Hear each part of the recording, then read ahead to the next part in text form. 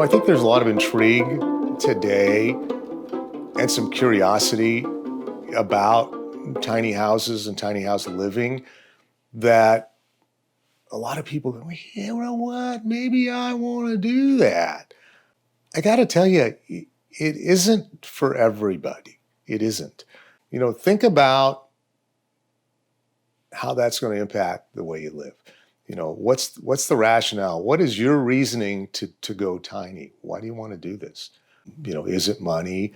Is it that freedom of being strapped down to a huge mortgage? Is it the freedom that a tiny house allows you in terms of mobility to go from one place to another? What is that? What is it that gets you excited? Is it, wanting to live off grid and the ability to take your tiny house, and put it in the middle of nowhere where you can't be bothered by anyone else? Kind of think about that. And then truly get a grasp of how that's going to affect you, your family, your loved ones. How many of you are there going to be in this tiny house? Do you have pets? And I mean, these are conversations that I think you need to have with yourself, in terms of, hey, I've got a 125-pound dog and it sleeps with me every night. How the heck are you going to get that 125-pound dog, up the stairs, up a ladder into your loft? I'm just saying, think it through, make sure it's the right move for you, and really, what your focus is. What do you hope to achieve? Think it through.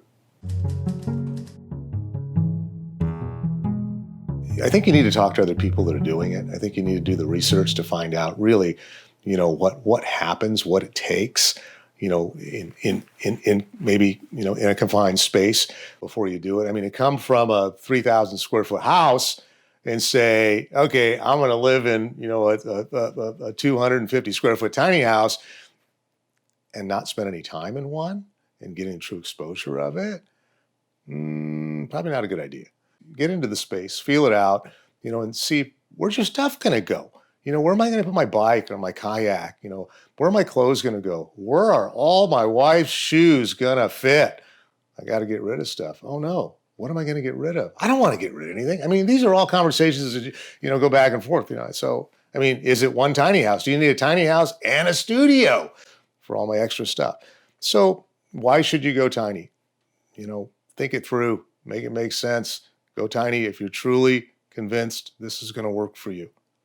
Don't go tiny if there are questions about, you got to have somewhere to place your tiny house.